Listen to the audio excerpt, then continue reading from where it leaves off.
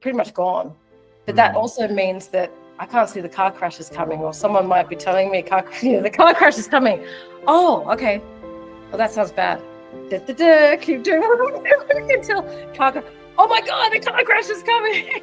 I'm gonna get killed. I'm that type of ADHD, whereas a lot of the ones I coach are the canaries in the mine. Not only do they...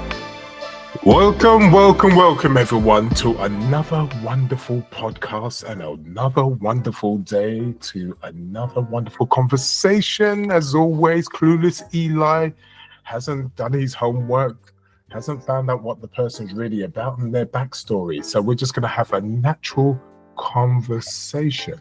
Just a natural conversation. As she laughs in the background because she's thinking, what are you talking about? Well, no, I'm not. I'm like, oh my God, same here. And we are with the wonderful Stephanie Camilleri. How do I pronounce it? Camilleri. I was close. Okay. Yeah, better than calamari. I usually get that too. So it's true. Yeah. It is very true. Well. So she is with us today, and she does something significant with her business. I got a hint. I met her one time actually, and I thought, this charismatic woman, I've got to have her on the podcast. There's no two ways about that. Such a beautiful, intelligent lady, and she's got a beautiful background to go with that. So let's go with the flow. So please tell us what you do in your business to help people be successful, create confidence, etc. And then we'll go with the flow. Excellent. Okay, so I'm an ADHD coach. So I founded a company called the ADHD Advocate about nearly 7 years ago now. So when ADHD was still a little bit of a, don't say this word, we came out, and I was going to say one-man band, but I'm a woman, and yes. But it was just me for a few years. And I remember when people would ask me what I did back then when I first opened, feeling quite embarrassed by it, because people, what's this ADHD and what's this ADHD advocate? Like, it was quite out there at the time. And I was trying to spread awareness, and there was a lot of pushback in the early days. People that I knew had ADHD and I tried to educate were, quite damning, really, and these are friends of mine as well. And what was interesting, a few years later, guess who's diagnosed with ADHD? Them, their children. They often don't tell me. I find out later. I just keep my mouth shut, which is very unusual, but I do. I'm just glad that they're finally, getting the help that they need, right? Got to name it to tame it. So, yeah. It's a good thing now. But look, it's been a fantastic journey that kind of started through my eldest daughter, Eva, getting her diagnosed with ADHD. Okay, so why do you think at the time there was this big pushback when it came to the words of ADHD?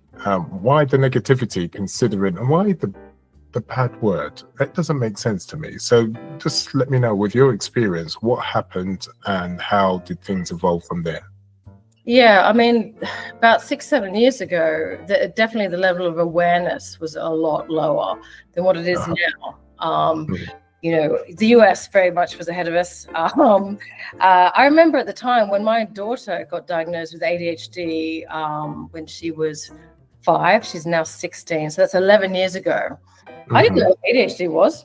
I'd never heard of it before, personally. I hadn't. But I very much had ADHD all my life, because I was the naughty, like the stereotypical boy with ADHD child that kept getting in trouble in class, pulling chairs from under people just because it was funny. And I meant no harm, even if it sometimes, once as one of my best friends fractured a tailbone in class. Okay. I was in year 5, yeah. But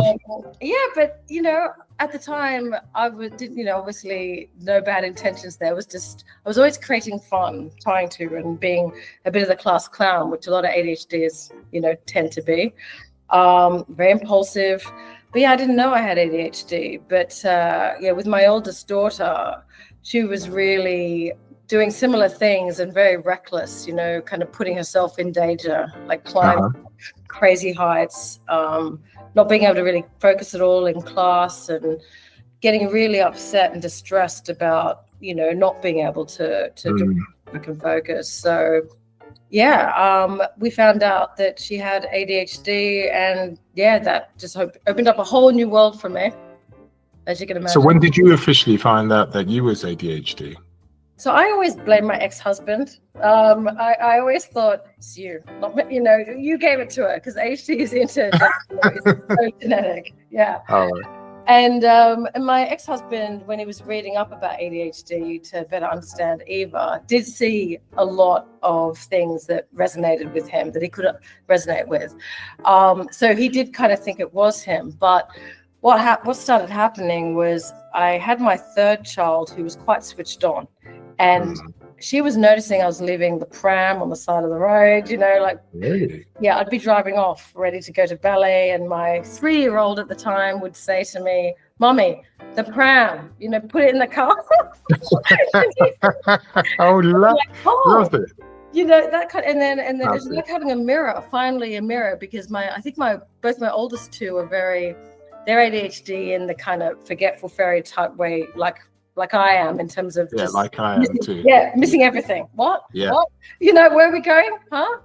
Totally scatty, right? Totally scatty. Go with the flow completely. Apparently, people think it's quite cute, though. Apparently. Well, until it's not, I learned. Because, do you know what I mean? We think there's nothing wrong. We're having a great time. What's the problem? But then we don't realize the destruction that we've left in our Oh, hang on. That makes you anxious, me wanting to have a swim before our plane's about to leave, because I think that you've got enough time. Chill out. We'll get to the airport in time. Whereas for other people, that have got a neurotypical way of looking at time and are sensible, that we can be very anxiety provoking for these people. And that's something that actually I learned through having my daughter and having to deal with my daughter that's even more ADHD impulsive than I am. Yeah. Oh my, we are in trouble. Yeah, no, but it's great. It's great to be able to see it in your children, because that very, very much helps you understand what your impact is on other people. Because they're looking to you, you're like, oh my God, like they're mirrors, honestly, absolute mirrors. But it's challenging, but in the end, it's actually really good to understand. So just give us an insight. What is it like having a family full of ADHD? So how scatty and how all about there you can be. Now, I can imagine so many of you in their house. How do you handle that? And what is a typical, how can I say, dynamic day for all of you? Yeah. Yes, I had a little bit of a lag there, I think, in the internet.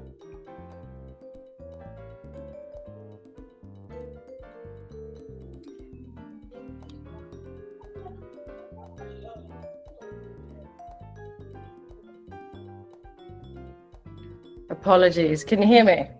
I can, yes. Sorry, we lost the internet connection. So what's it like? Well, basically, before any of us were diagnosed, short answer, it was hell. It was toxic. It was a toxic environment because no one understood each other. So, when you're parenting with ADHD, children with ADHD and actually autism as well, it is the most difficult thing to do, because you've got, what helps one person, what is that coping strategy, will trigger another member of the family.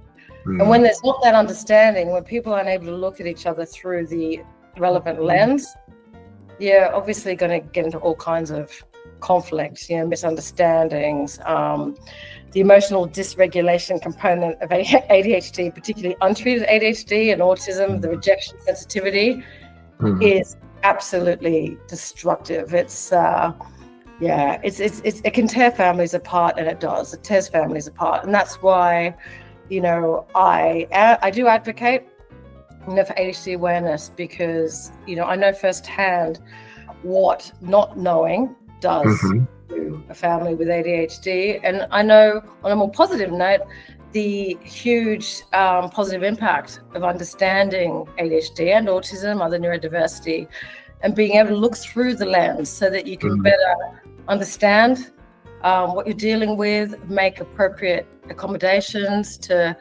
help set that person up to, succeed and to help the relationship be more harmonious. Because when you don't know, you can do some pretty, it can be quite damaging, particularly if they're children, because if the parent can't look through that lens, their expectations are going to be completely unrealistic, and the kid's going to keep failing. Kid's going to keep failing, and the kid's going to think it's their fault because their parents expecting it of them, and actually they look around, other people seem to be able to do this thing, but they can't.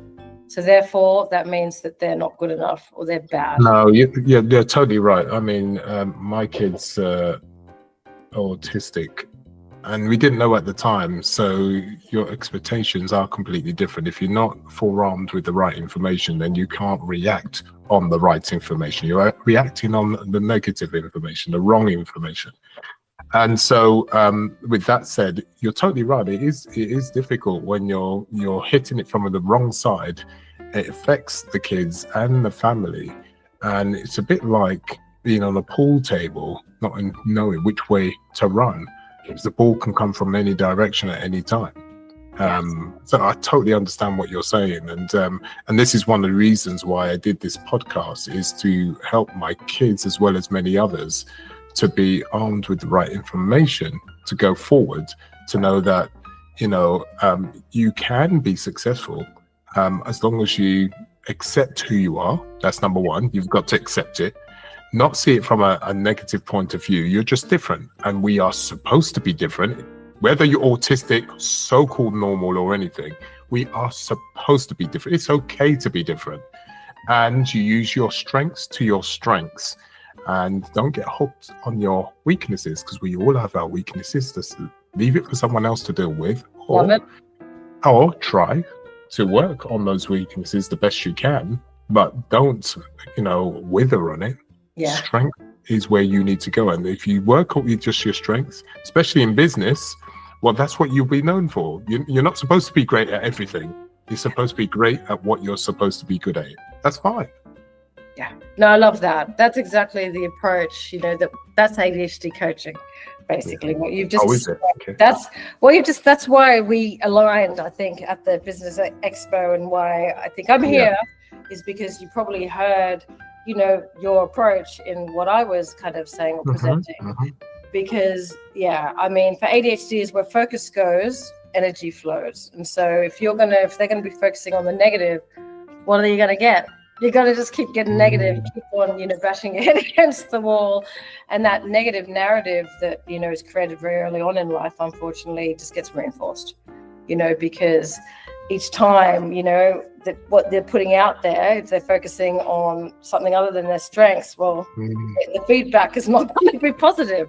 So, we very much take a strengths-based approach in ADHD coaching, and helping ADHDs particularly try and overcome that rejection sensitivity, the RSD, rejection sensitive dysphoria, be able to start, leaning into interdependence, because, and again, this kills me about education, the message that we all receive, right, is you need to be independent. You have to be independent. You need to be able to do this by yourself. Like they drum it into us from, as soon as we can speak. Before that, that's all we hear. And that sets us up to fail, because us ADHDs can do things for others we can't do for ourselves.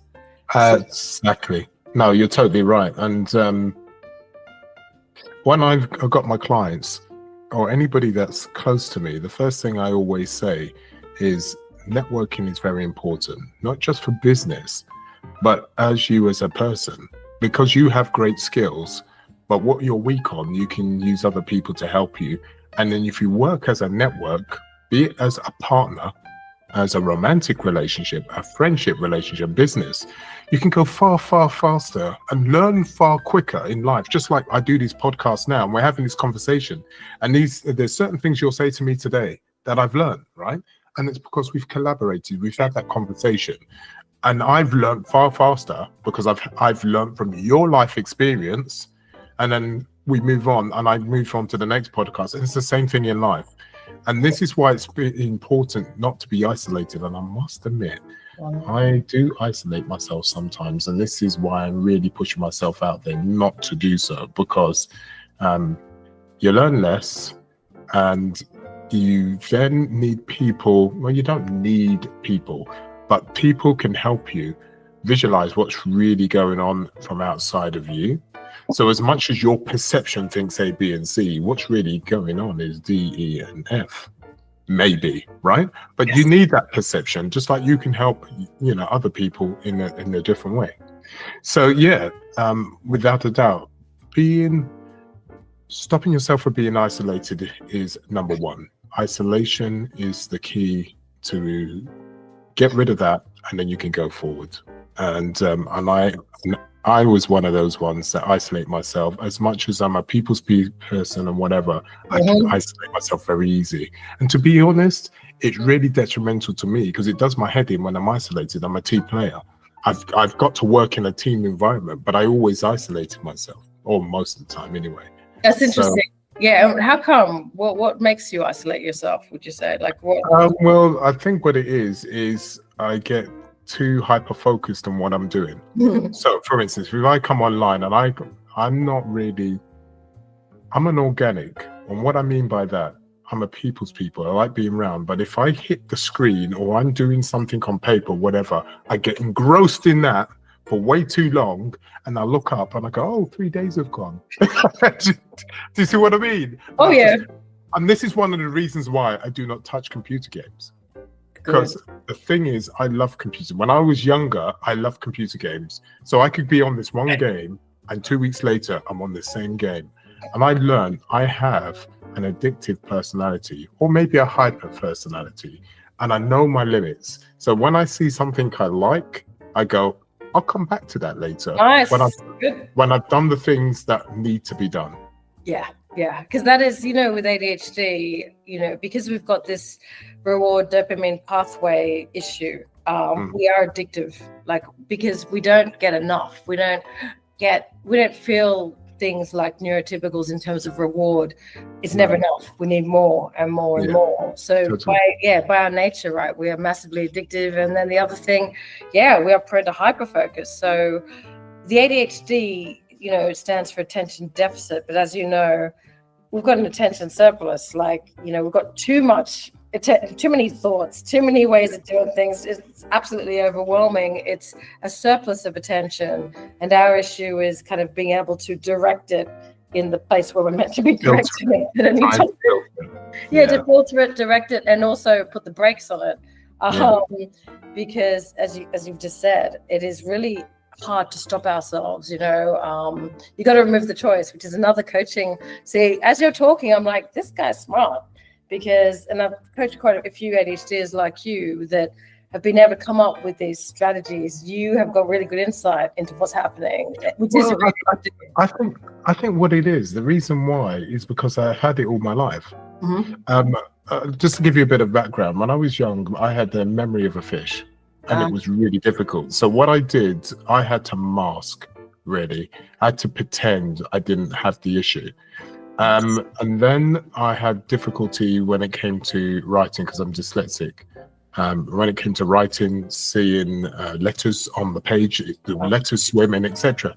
So very quickly, I was able to gain a form of empathy, because I had gone through a lot of issues and I had to hide it and whatever. You learn to, and because I was blessed to have parents that try to put me sitting on the fence. If I looked at any situation, don't judge. All right, don't judge anybody. Everyone's trying to do the best they can. Good advice. And little did they know what I was going through. So I really suffered. So we've come to the stage now where a lot of people, when I help my clients, especially when they're neurodiverse, I find it very easy to have that conversation. Because I get it, I understand it, and because I masked it and whatever, I can tell by the body language to what they say, etc., etc. And my aim is, I had to be efficient in how to do things in life, because otherwise, I was going to fail constantly.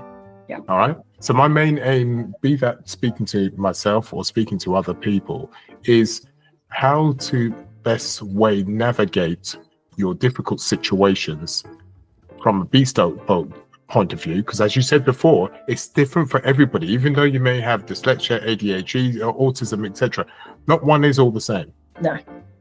So it takes experience and foresight to be able to do that. You can't really go to university and do this. You know, they can put it on a page and say what they want. You have to live it. And unfortunately, I lived it quite difficultly. I really struggled. And only in the last 2 years have I accepted it. Wow. So what got you to accept it? What happened? I was sick to death of people saying, Eli, you are a genius. Why are you still doing what you're doing? Because you're a beautiful guy. You got a beautiful voice. And it got to a stage where, yes, I've had enough. I've had enough. I had enough. Mm-hmm. And so I didn't like hearing my voice.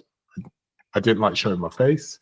So I had to think and sit down. Okay, if you was a client, what would you say? Right, you go through these processes, and it took me about 1.5 years to go through. Comfortable with my voice, comfortable with my face, put myself out there, and it took 1.5 to 2 years to do that. And now I'm comfortable with that, but it took me a long time. Hence, one of the reasons why I did that podcast, because I don't want anybody to suffer like I did. It's ridiculous. And I look at myself and thought, you wasted so much time, and you're gifted in the way you listen to people, and you've got a beautiful voice and a beautiful way about you, and you wasted all this time.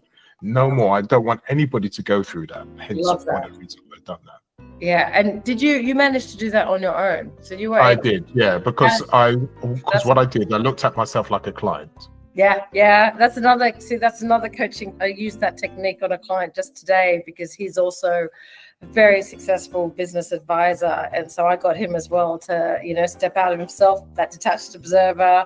What would you advise someone in that situation, saying these things or posting these type of things? Yeah. You see, but I think you minimize even now your abilities. You have really impressive insight, and you are very strategic to be able to do what you've done on your own, honestly. You're very clever, very capable, clever guy that also is very good at preserving your energy, because all ADHD is, and I'm quite jealous of you actually, because we have a lot of similarities, but you've also got part of the kind of worrying warrior, I call it, ADHD type, in terms of like understanding kind of, what you say yes to, you're saying no to something else, and you're quite purposeful, you're quite strategic in terms of your energy spend, and quite aware, I think, perhaps. I just want you to give yourself kudos for these innate massive strengths when you got ADHD, and that you've been able to do these things yourself. Very impressive. Yeah, I suppose it's been made easier because I come from a background with the family that we're all about helping people. To the detriment to ourselves. We're helpers.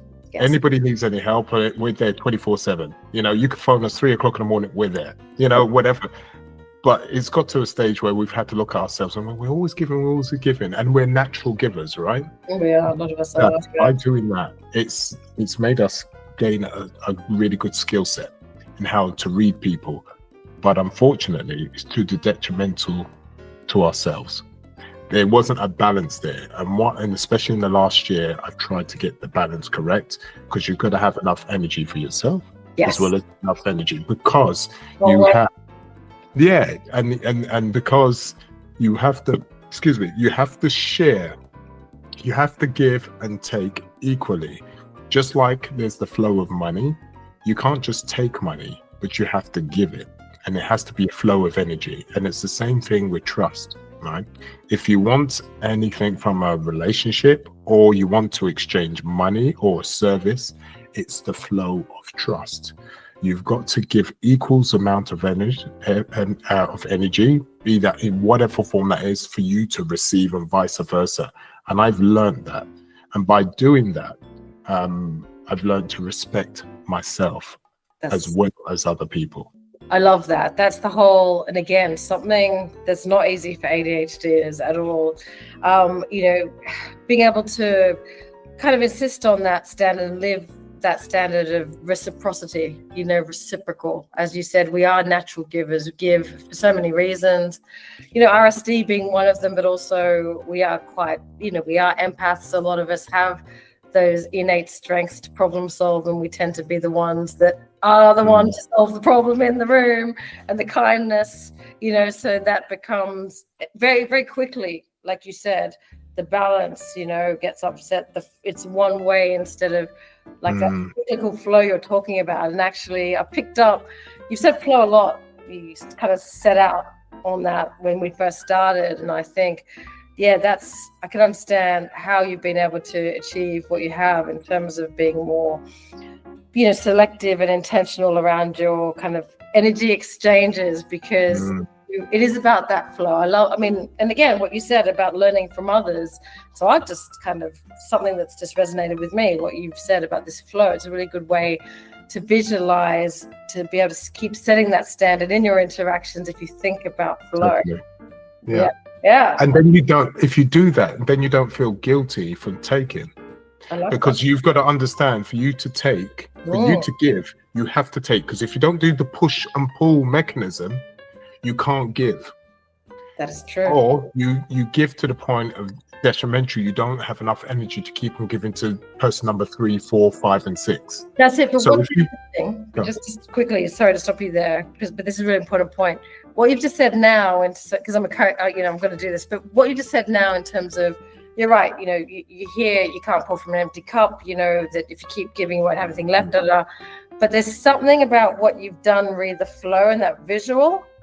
That is more powerful. Like, so, obviously I've heard this too. I talk about, you can't keep, but there's something, the whole flow thing is the thing that really kind of hits, if that makes sense, in terms of, no, that makes sense. Because you hear other things, it's just like, oh yeah, no, you're right.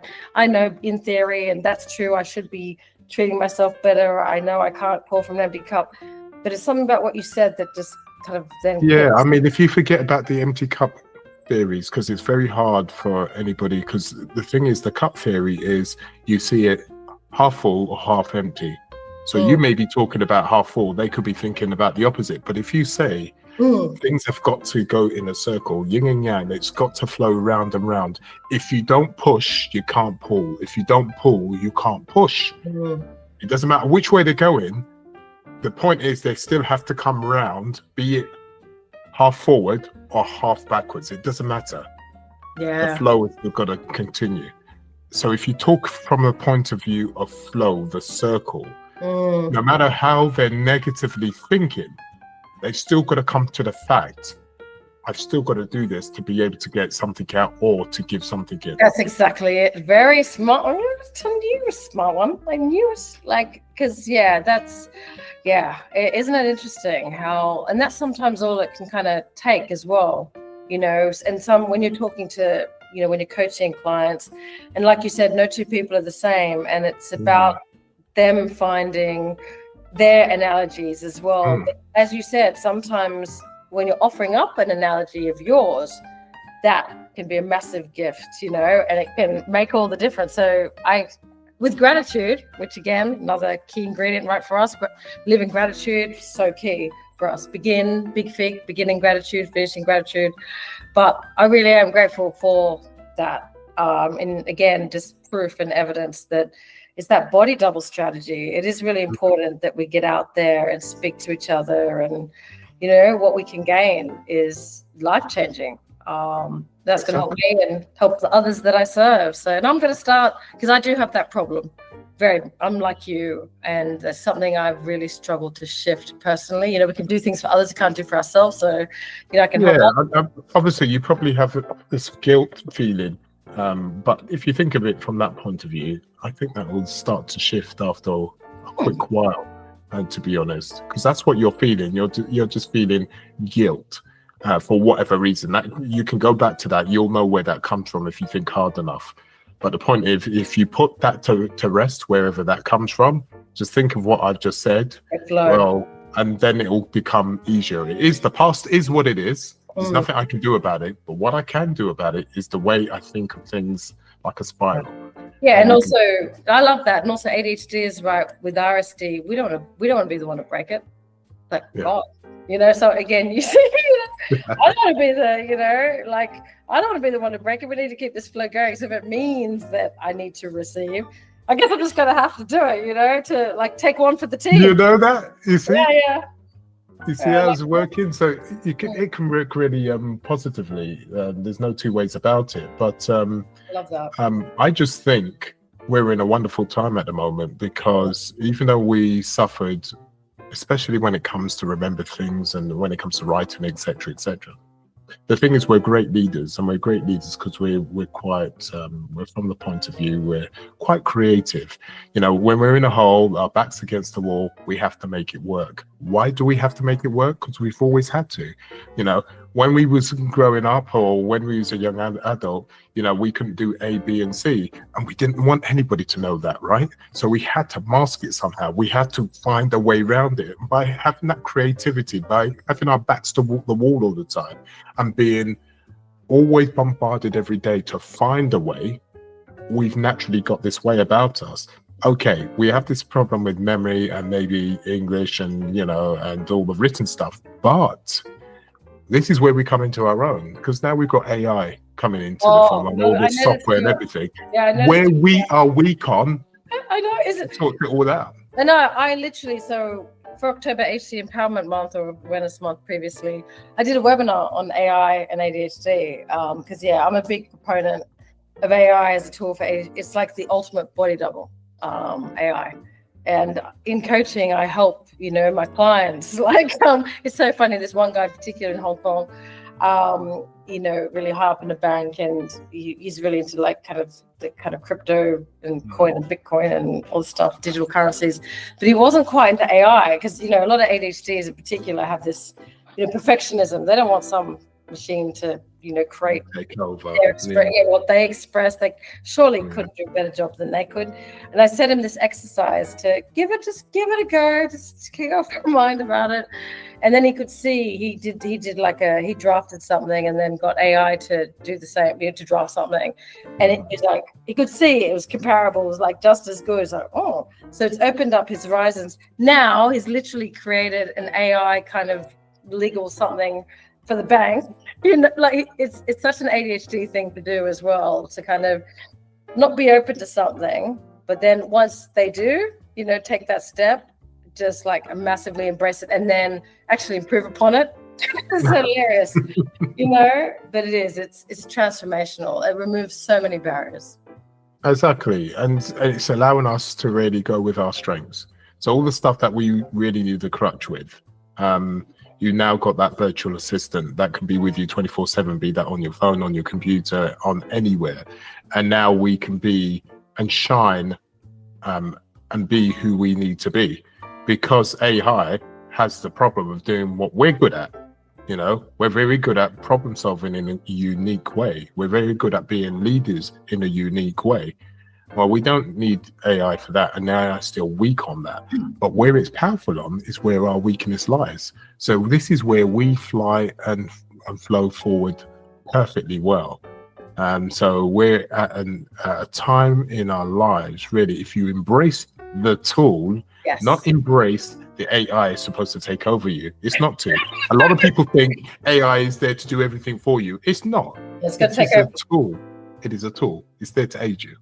That's it. I think because with autism, I can't remember the name of the author, but amazing. And he wrote a book on autism, and he described it as a disability of trust. People with autism not trusting, other people, themselves, their own bodies. So when they get sick, I'm gonna die. And AI is another one. So are we going to be taken over? I'm not trusting this thing.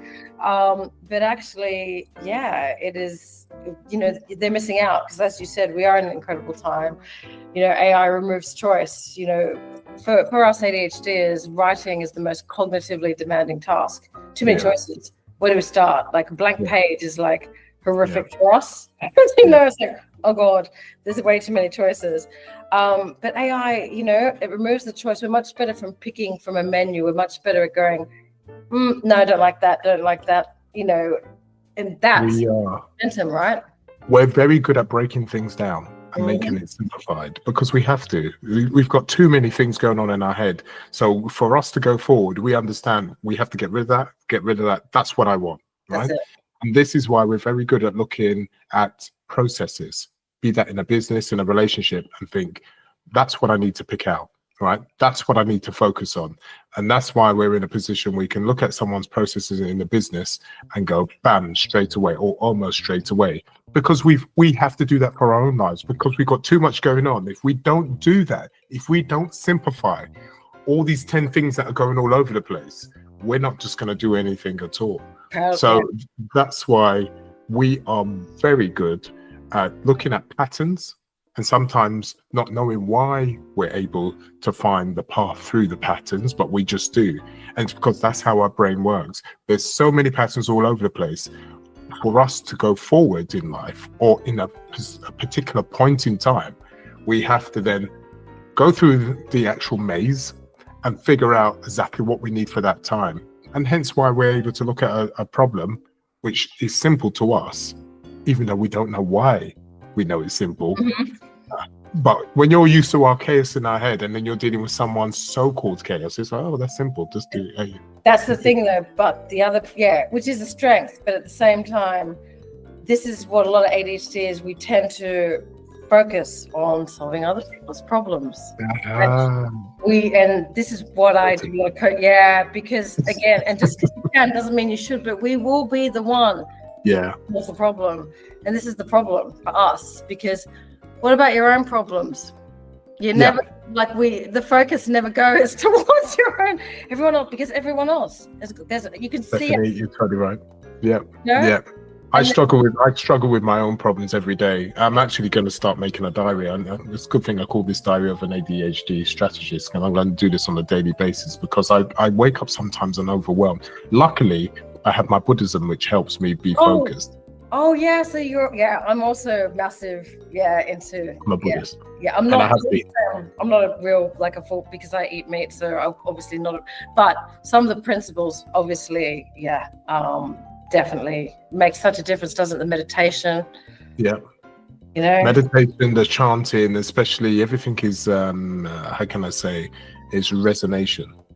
And so with the chanting that I do, it helps me, just sorts out that chaos that's in my head and helps me resonate through everything. So, and it works for me. And as I say to the listeners that are listening to the podcast, not because it works for me, it will work for them. You've got to find out what works for you. There's different ways to get to a similar solution. But I found what works for me.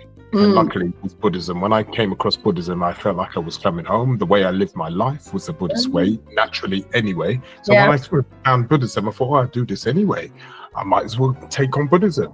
And then with the chanting and the meditation, that helps me focus. So by doing that every morning, and some nights, I'm supposed to do it every night. So I'm not It's not completely consistent, but I do it every morning though. That's impressive, and that's really, I think as well, how you start the day for us ADHDs definitely sets the tone. Our morning starts. So that's great that you're doing it every morning. It's crucial. I'd like to speak about when you was younger. Now, you obviously didn't know you was ADHD when you was younger. So going back with hindsight, now you know you had ADHD, but you didn't know at the time. How far was you ADHD without knowing you was ADHD, and what were the kind of traits you were going through at the time, even though your family thought you was a bit doolally? What was happening at the time? How far ago were we going? How far can you remember that these traits happened?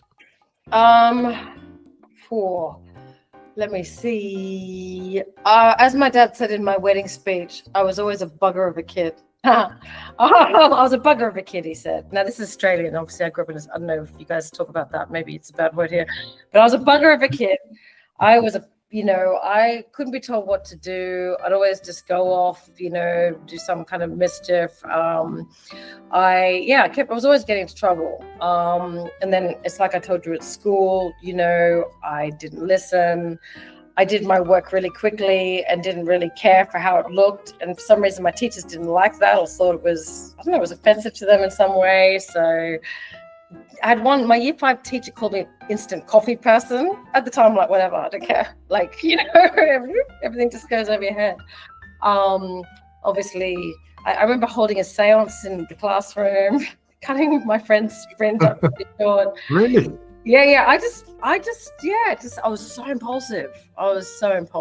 And actually, I would say the crowning glory of my ADHD, I was at school. I think I was year 8, I think. So not that young. And we were doing a school dance, and we went up to it was a school fair, and I went to practice, you know, plugged in the tape recorder at the time, you know, just practicing the dance. And then I heard this screaming outside. I'm like, oh, what's going on? Then, you know, me and my friends practicing, we looked outside, and there on the grass, there was a huge jumping castle, inflatable. It was no longer inflated because I just pulled out, in order to put the tape recorder in, I didn't look to see what I was pulling out, but it was the inflatable castle that I pulled out. So these kids, this castle's collapsing on them, these little kids screaming. Oh, shit. I'll never forget that. That was an ADHD moment, if ever there was one. Yeah, luckily no one was hurt. No one was hurt. That was important. But, you know. Oh my days. So your father had some beautiful moments with you then? Yeah, well, I don't know. I think, again, you know, the thing with us, right? I think you're probably similar, maybe. I don't know. I'm very much out of sight, out of mind. You talk about weak working memory. That served me beautifully, because I'd do stuff like that, and then I'd forget it. Like, I'd walk out. I remember walking out of that classroom. Oh, we're doing our dance now. That was like it never happened. You know, I'm on to the next thing. Oh my God. Yeah, so I'm the type of ADHD. I'm lucky in this sense. A lot of my clients that I coach, like you said, no two ADHDs are the same. Many of my clients are the ruminators. They can't let go. If something bad happens in the past, it is there, like a movie, like on cue, or a trigger, a smell from that particular period or whatever. They're right back in the movie, and they're helpless to stop it. I'm blessed maybe with not having that issue. With me, out of sight, out of mind, it's pretty much gone. But that also means that I can't see the car crashes coming, or someone might be telling me the car crash is coming. Oh, okay. Well, that sounds bad. Keep doing until car crash. Oh my God, the car crash is coming. I'm gonna get killed, you know. I'm that type of ADHD, whereas a lot of the ones I coach are the canaries in the mine. Not only do they play back the past movies and get stuck, they see the corners. They can see the car crashes coming. So they're kind of, you know, I mean, it makes for very good managing directors and risk management. But they're kind of very burdened with a lot of it. You know, there's so much anxiety. Yeah. Well, whereas my anxiety is definitely probably when the car crash is there, the anxiety, obviously the level is like much higher than there. I can imagine. My God, being around you would have been fun, that's for sure. Yeah, I think other people have different words for that one. No, it would have been fun. It's like I said, my daughter has shown me, you know, she's been my mirror. I'm like, oh my God. That's what I do. She'll frustrate me. But like, Eva, how could you not think of that? How could you? And then I'm like, oh God, it's me. She's me. Oh my God. So do you remember when your parents said, I hope you get a child just like you? It really happened. What did they say? Yeah, they'd probably they wouldn't even wish that upon me. I don't remember them saying that. All I remember is my mom saying, I don't understand why you don't learn. People learn. I'm like, I don't know. I remember because I didn't know what was, you know, I didn't know about my ADHD back then. But my mom would be like, but you should learn from that. And I'm like, but I just don't. I don't remember what happened. Oh dear. She couldn't get it. How is it that you don't learn? I don't. You know, because I forget. Unless it's really, really bad. And I say this to a lot of my ADHDs I coach, our emotional memory is much stronger than our working memory. So if something really bad has happened to me, the emotional memory was like that. I will remember because the emotion attached the to intensity. Yeah, I get that. That's about it. So it's got to be really bad. And this is what you were saying earlier too. I asked you what made you change. You get to a point where it's like, that's it. Like, you know, your choice is removed. Like it's either, you know, do or die now. And that's it's one of our strategies, unfortunately. And a lot of ADHDers come to coaching and they're like, I can't operate like this anymore. You know, always making it, the only way they can make that positive change or do that thing is for things to be really bad. You know, it's exhausting. Totally. I feel you, and you're totally correct. Now, when it comes to your business, you obviously started this business because obviously what was going on in your family, and you thought, I want to do something that makes a difference. Yes. And by taking that path, you found out how difficult it was because acceptance was a problem from other people and thinking, what is she talking about? And obviously things changed.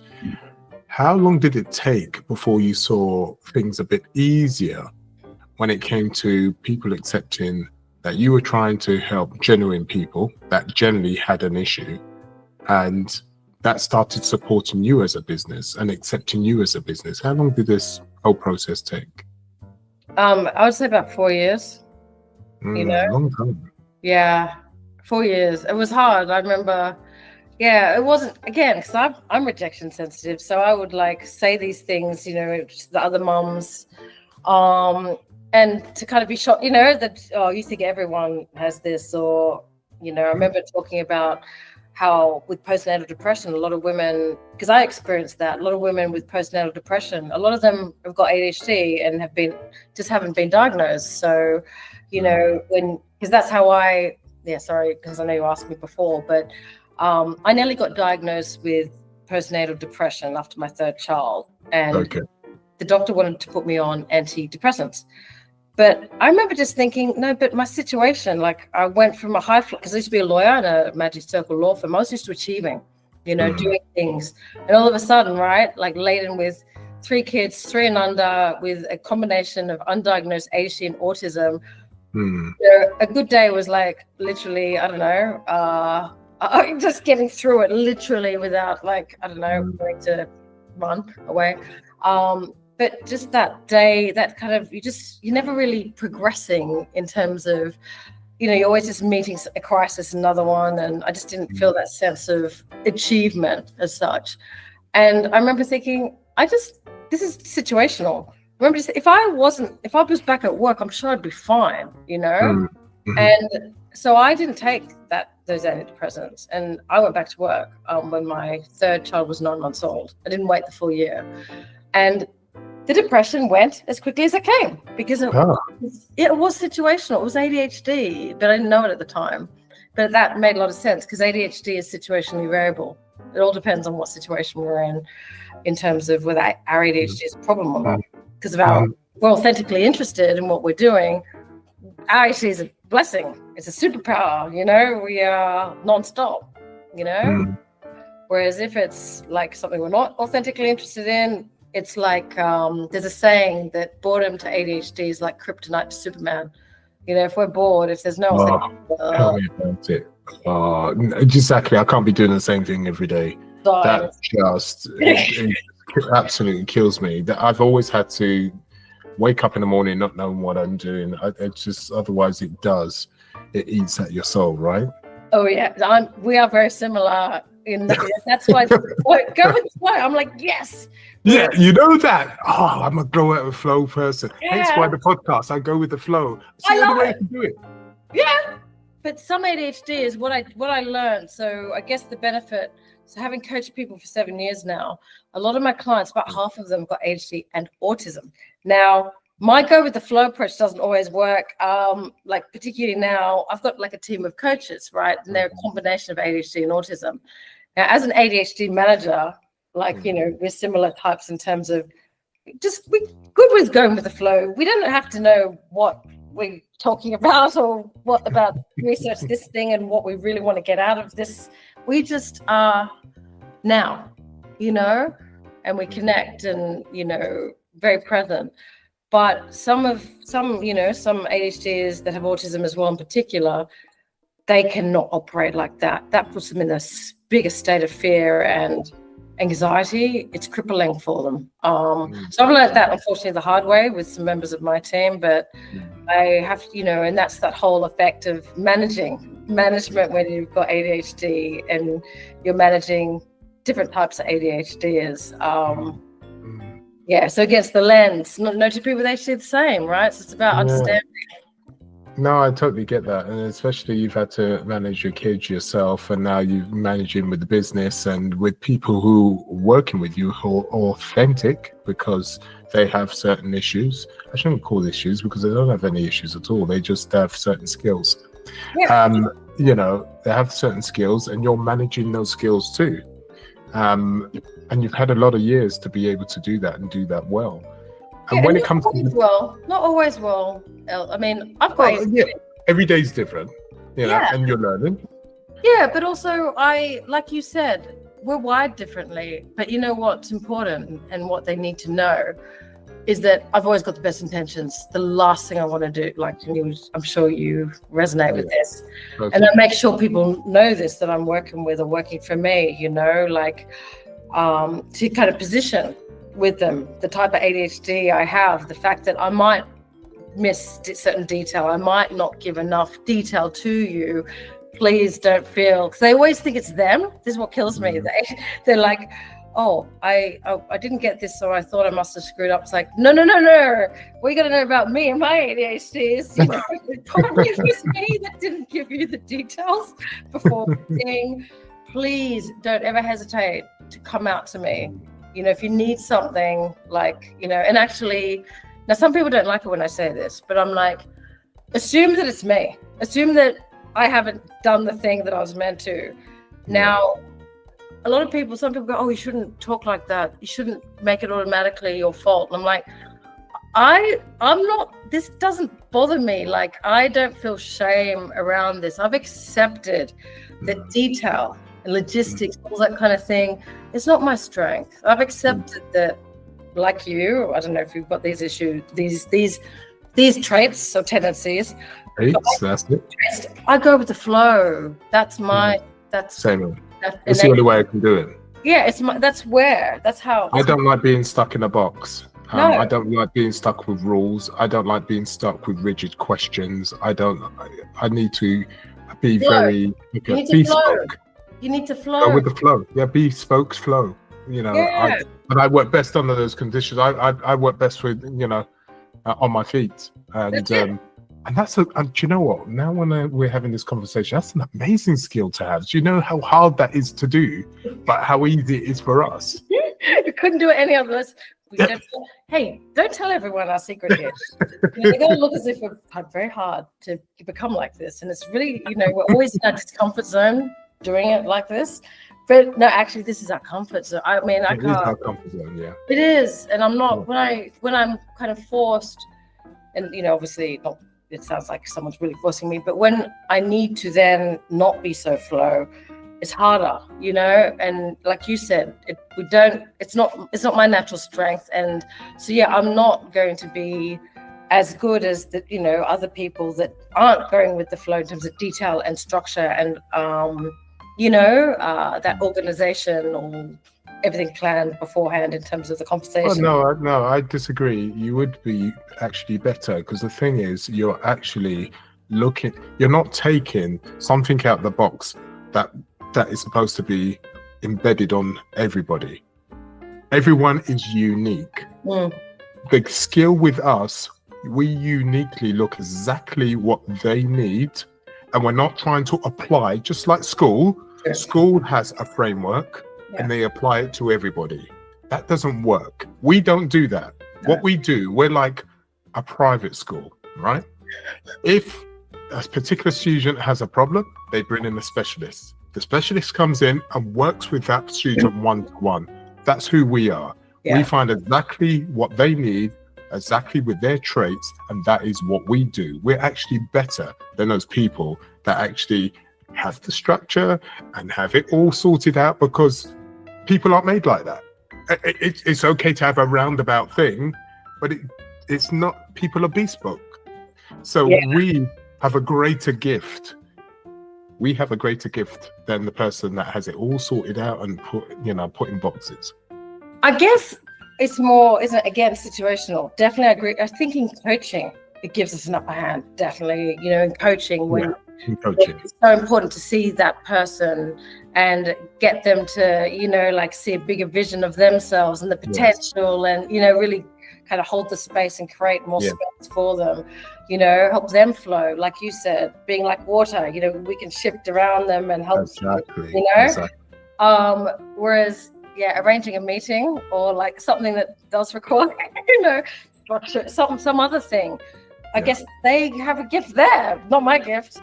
And what I've learned to do is to position guys, this isn't my gift. And I don't feel shame around saying to the person, so if the person says, I didn't get that email, or I thought I was on the wrong link and I didn't, and I'm very quick to say, if you're ever not sure and you think it's you, then you've got the wrong information, whatever. With this kind of stuff, just assume it's me, that I've forgotten to send you the thing and change this thing. Like, always just come out to me for clarification. Don't and I don't feel guilt and shame, because it's not my stuff. And I'm the same way. Like I said, I went through a transformation approximately 2 years ago, and I learned I am who I am. I have my strengths, I have my weaknesses, and I own it to someone else. Can you do that? Because you're better at doing that. I'm better at doing this. We can go forward even faster.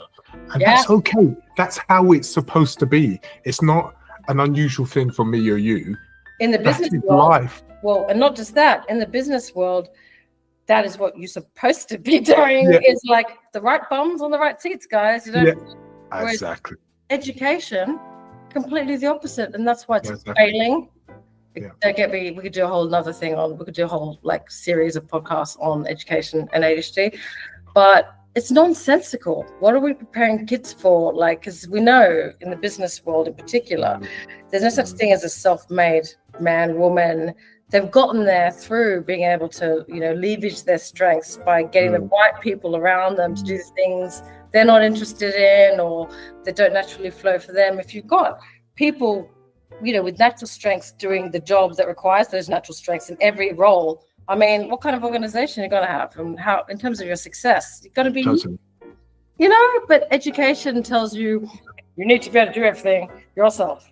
And you're failing if you can't do it like that and this way and then do that too. Totally. We'll have to do that conversation another day, because unfortunately we've run out, Stephanie. There's so much more I want to speak to you with you. I don't know if you'll be all right coming on again. I'd love to. Would you love to? Yeah. Okay. The kindred spirit. This has been great. Good. Okay. Glad to hear it. How do people get in touch with you and your company? So if they need the help with coaching or anything else, you actually deal with not just one-to-one, but you deal with organizations, schools, and etc., don't you? Yeah. No, we recently provided training to IMG, which was with Eddie Hall, the world's strongest man. That was very cool. That was a few weeks ago. We did the Royal Automobile Club as well in October, I think it was. And we also go and train schools. I went to Birmingham and trained with the Ryan Academy, which is a pro, which is awesome. Yeah, helping the kids that are being kicked out of the mainstream, and because most of the ones that get excluded from education are neurodiverse. So they've been misunderstood. They've not been, catered for in terms of their needs and value for what. And so, we do all of that. Our website, www.theadhdadvocate.com, and YouTube. We've got lots of great webinars, things that you can watch and learn more about all different types of ADHD across all the different industries. But you can reach us on the website. And as you can hear, listeners, the reason why she's good at doing what she does and supporting and helping people, because she has lived and is living the life of a neurodivergent and with ADHD, a family full of interesting people, as well as people she works with. So she knows exactly what is needed from a bespoke point of view. Remember, I said bespoke point of view. So if that resonates with you, you ain't got nothing to lose but time itself. It's just a conversation. They do not bite. At least not yet. So Stephanie and her team are the ones to go with if they're resonating. And we thank her for coming and bringing this beautiful time that she has, because she's got a busy life too. And we thank you, Stephanie, for being on here.